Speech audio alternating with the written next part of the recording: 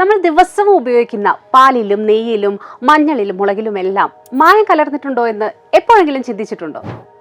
FSSAI നിർദ്ദേശിക്കുന്ന ചില simple ടെസ്റ്റുകൾ ഉപയോഗിച്ച് വീട്ടിൽ തന്നെ ഈ മായം നമുക്ക് കണ്ടെത്താനാകും. എങ്ങനെയാണെന്ന് നോക്കിയാലോ? അതിനു മുമ്പ് happiest health Malayalam channel subscribe ചെയ്യാത്ത ആരെങ്കിലും ഉണ്ടെങ്കിൽ പെട്ടെന്ന് ഒന്ന് സബ്സ്ക്രൈബ് ചെയ്തോളൂ. ടെസ്റ്റിലേക്ക് കിടക്കാം.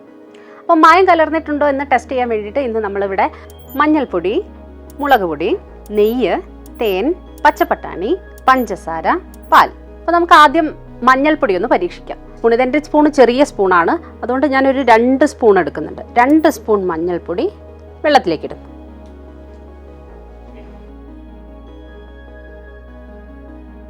കണ്ടില്ലേ, നമ്മളിട്ട മഞ്ഞൾപ്പൊടി എല്ലാം ഗ്ലാസിൻ്റെ അടിയിൽ വന്നിട്ട് അടിഞ്ഞു. വെള്ളത്തിനൊരു ഇളം മഞ്ഞ നിറം മാത്രമാണുള്ളത്. അതായത് ഇങ്ങനെ മഞ്ഞൾപ്പൊടി അടിയിലടിയുകയും വെള്ളത്തിന് ഇളം മഞ്ഞ നിറവും കാണുകയാണെങ്കിൽ ഇത് ശുദ്ധമായ മഞ്ഞൾപ്പൊടിയാണ്. അതല്ല, വെള്ളത്തിന് കടുത്ത മഞ്ഞ നിറമാണ് കാണുന്നതെങ്കിൽ ഇതിൽ മായം കലർന്നിട്ടുണ്ട്. അപ്പോൾ എൻ്റെ കയ്യിൽ കുറച്ച് പച്ചപ്പട്ടാണി ഉണ്ട്. നമുക്കൊന്ന് ഈ പച്ചപ്പട്ടാണിയിൽ ഏതെങ്കിലും തരത്തിലുള്ള മായം കലർന്നിട്ടുണ്ടോ എന്ന് നോക്കാം. കാരണം ഇപ്പോൾ പലരും ഫ്രോസൺ പട്ടാണിയൊക്കെ വാങ്ങിക്കുന്നവരാണ്. അപ്പോൾ അതിൽ കണ്ടിട്ടില്ലേ, നല്ല കടുത്ത പച്ച കളറല്ലോ.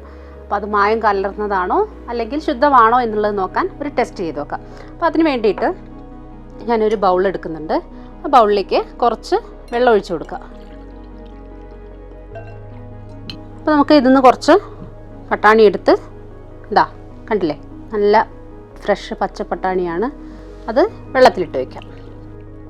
ഒരു 30 മിനിറ്റ് വെള്ളത്തിലിട്ട് വെക്കണം. എങ്കിൽ മാത്രമേ അതിൽ ഏതെങ്കിലും തരത്തിലുള്ള ആഡഡ് കളർ ഉണ്ടെങ്കിൽ അത് വെള്ളത്തിലേക്ക് കലർന്ന് വെള്ളത്തിൻ്റെ നിറം മാറുള്ളൂ. അപ്പോൾ ഒരു 30 മിനിറ്റ് ആവുന്നത് വരെ ഇത് നമുക്ക് മാറ്റി വയ്ക്കാം. അപ്പോഴേക്കും നമുക്ക് ബാക്കി ടെസ്റ്റുകൾ ചെയ്തിട്ട് വരാം. അപ്പോൾ ഇനി നമുക്ക് കുറച്ച് മുളക് പൊടി ഒന്ന് ടെസ്റ്റ് ചെയ്ത് നോക്കിയാലോ? അപ്പോൾ മുളക് പൊടി എടുത്തിട്ട് വെള്ളത്തിലേക്ക്, ഇതും വെള്ളത്തിലാണ് ടെസ്റ്റ് ചെയ്യുന്നത്. നമുക്ക് എളുപ്പത്തിൽ കിട്ടുന്ന ഒരു സാധനമാണ് വെള്ളം. അപ്പോൾ വെള്ളത്തിൽ ടെസ്റ്റ് ചെയ്യാം. മുളക് പൊടി ജസ്റ്റ് ഒന്ന് വെള്ളത്തിൻ്റെ മുകളിൽ വെതറി കൊടുത്താൽ മതി. കണ്ടില്ലേ, ഇങ്ങനെയൊന്ന് വെതറി കൊടുക്കുക. അപ്പോൾ വരയായിട്ട് അങ്ങനെ താഴെ പോയി വീഴുകയാണെങ്കിൽ അതിൽ മായം കലർന്നിട്ടുണ്ട് എന്നാണ്. നല്ല നേർത്ത വരയായിട്ട്. പക്ഷേ ഇപ്പം കണ്ടില്ലേ, ഇത് ഓരോന്നായിട്ട് നേരെ താഴെ പോയി വീഴുക. ഒരു വരയായിട്ടോ കളർ മാറ്റായിട്ടോ ഒന്നും കാണുന്നില്ല. നമുക്കൊന്ന് വെയിറ്റ് ചെയ്യാം, ഇത് മുഴുവനായിട്ട് താഴെ അടിയുന്നുണ്ടോ എന്ന് നോക്കാൻ. കണ്ടില്ലേ, വെള്ളത്തിൻ്റെ നിറമൊന്നും മാറാതെ നമ്മളിട്ട മുളക് പൊടിയെല്ലാം താഴെ അടിഞ്ഞു കൂടിയിട്ടുണ്ട്. അപ്പോൾ മനസ്സിലാക്കാം, ഇത് ശുദ്ധമാണ്. ഇതിൽ മായം കലർന്നിട്ടുണ്ടെങ്കിൽ നമ്മൾ ചേർത്ത മുളക് പൊടി ഒരു വര പോലെ ആയിരിക്കും താഴേക്ക് വരിക. ഒപ്പം വെള്ളത്തിൻ്റെ നിറവും മാറും. അപ്പോൾ ഇനി ഞാൻ ടെസ്റ്റ് ചെയ്യാൻ പോകുന്നത് നെയ്യാണ്. കാരണം കുറേ ആളുകൾ ഉപയോഗിക്കുന്ന ഒരു സാധനമാണ് നെയ്യ്. മാത്രമല്ല, നമ്മൾ ഈയിടെയായിട്ട് കുറേ വാർത്തകളും കേട്ടിട്ടുണ്ട്. നെയ്യിൽ മായം കലർത്തിയതും അൺഹെൽത്തി ആയിട്ടുള്ള ഫാറ്റ് ചേർത്ത് നെയ്യ് ഉണ്ടാക്കിയതൊക്കെ. അപ്പോൾ നെയ്യിൽ എങ്ങനെ മായം കലർന്നിട്ടുണ്ടോ എന്ന് എങ്ങനെ അറിയാമെന്നുള്ളൊരു ടെസ്റ്റാണ് ഞാൻ ചെയ്യുന്നത്. അതിന് വേണ്ടിയിട്ട് കുറച്ച് നെയ്യ് എടുത്തിട്ട് നമ്മുടെ കൈവെള്ളയിൽ കുറച്ച് വയ്ക്കാം. അപ്പോൾ ഒരു 4-5 മിനിറ്റ് വെക്കുന്ന സമയത്തിൽ നമ്മുടെ ബോഡി ടെമ്പറേച്ചർ കൊണ്ട് തന്നെ ഈ നെയ്യ് മെൽറ്റായിട്ട് നല്ല ഉരുകി വെള്ളം പോലെയാകും. ഇതിപ്പോൾ കട്ടിയുള്ള നെയ്യാണ്, അത് ഉരുകി വെള്ളം പോലെയാകും.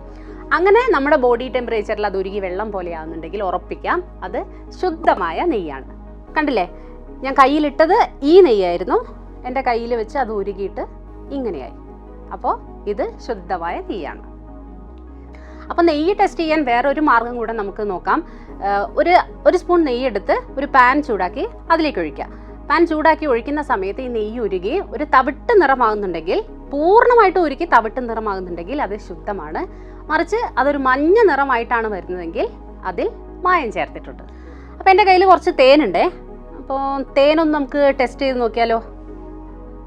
ആഹാ, നല്ല മധുരം. പക്ഷേ ഇങ്ങനെയല്ല ടെസ്റ്റ് ചെയ്യേണ്ടത്, നമുക്ക് വെള്ളത്തിലിട്ട് ടെസ്റ്റ് ചെയ്ത് നോക്കാം. നല്ല മധുരമുള്ള തേനാണേ. ഇതാ 1 സ്പൂൺ തേൻ ഞാൻ എടുത്തിട്ടുണ്ട്. അത് ഈ ഗ്ലാസ് വെള്ളത്തിലേക്ക് ഇങ്ങനെ ഒഴിച്ചു കൊടുക്കുക. എന്നിട്ട് ഒരു 2-3 മിനിറ്റ് നമുക്കൊന്ന് വെയിറ്റ് ചെയ്യാം. ഇത് വെള്ളത്തിലൊന്നാകെ മിക്സ് ആവുന്നുണ്ടോ അല്ലെങ്കിൽ തേൻ നേരെ അടിയിൽ പോയിട്ട് അടിഞ്ഞു നിൽക്കുകയാണോ എന്ന് അറിയാൻ വേണ്ടി ഒരു 2-3 മിനിറ്റ് നമുക്ക് വെയിറ്റ് ചെയ്യാം. അയ്യോ, കണ്ടോ, ഈ തേൻ വെള്ളത്തിൽ മൊത്തമായിട്ട് മിക്സായി. അതായത് ഈ തേൻ പ്യുവർ അല്ല. അപ്പം നമ്മൾ വാങ്ങിയ ബ്രാൻഡിൻ്റെ പേര് ഇവിടെ പറയുന്നില്ല, പക്ഷേ ആ ബ്രാൻഡ് പ്യുവർ അല്ല എന്ന് ഉറപ്പിക്കാം. പ്യുവർ ആയിരുന്നെങ്കിൽ, നമ്മൾ ഉപയോഗിച്ച തേൻ പ്യുവർ ആയിരുന്നെങ്കിൽ ആ തേൻ നേരെ അടിയിൽ വന്ന് നിൽക്കുകയുള്ളൂ.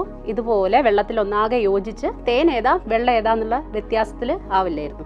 ഇപ്പോൾ ഇത് തേൻ ഏതാ വെള്ളം ഏതാന്ന് മനസ്സിലാവില്ല, നന്നായിട്ട് യോജിച്ച് കഴിഞ്ഞു. അപ്പോൾ ഇത് പ്യുവർ അല്ല, മായം കലർന്നതാണ്.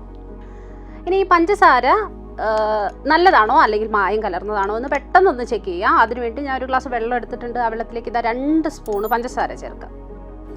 പഞ്ചസാര ചേർത്തു. ഇനി ഈ പഞ്ചസാര നന്നായിട്ട് ഇളക്കി മിക്സ് ചെയ്യാം.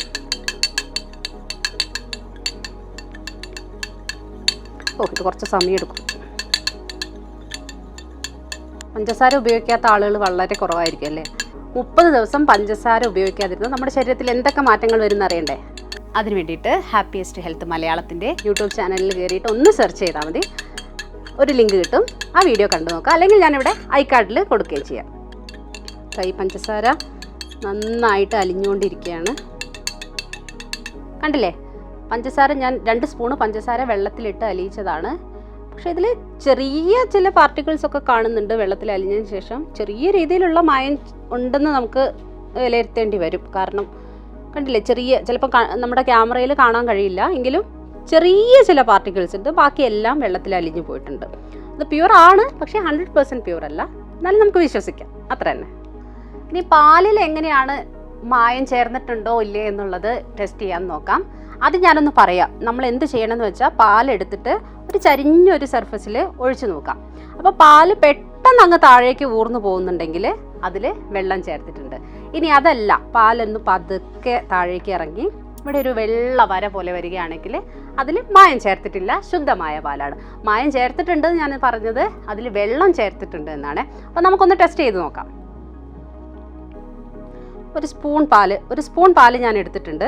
ഇത് ഒരു ചരിഞ്ഞൊരു സർഫസിൽ ഞാൻ ഒഴിക്കുകയാണേ. ഷെടാ, കണ്ടില്ലേ? ഒറ്റയടിക്ക് ആ പാല് താഴെ എത്തി. അതായത് ഈ പാലിൽ അല്പം വെള്ളം ചേർത്തിട്ടുണ്ട്. വെള്ളം ചേർക്കാത്ത പാലാണെങ്കിൽ ഇത് ഇത്ര പെട്ടെന്ന് താഴേക്ക് വരില്ല. പതുക്കെ താഴെ വന്നിട്ട് ഇവിടെ ഒരു വെള്ള വര പോലെ ഇരിക്കും. ഇവിടെ ഇപ്പം നമുക്ക് വെള്ള വരയൊന്നും കാണാനില്ല. ഒറ്റയടിക്ക് ആ പാല് താഴെ എത്തി, വെള്ള വരയൊന്നും ഇല്ലാതെ. അപ്പോൾ ഇതിൽ അല്പം വെള്ളം ചേർത്തിട്ടുണ്ട്. അതായത് വെള്ളം ചേർക്കുക എന്ന് പറഞ്ഞാൽ മായം ചേർക്കുക തന്നെയാണ്. അപ്പോൾ ഇത് ഞാൻ നേരത്തെ വെള്ളത്തിലിട്ട് വെച്ച പട്ടാണിയാണ്. ഇത് പച്ച പട്ടാണിയാണ് കേട്ടോ.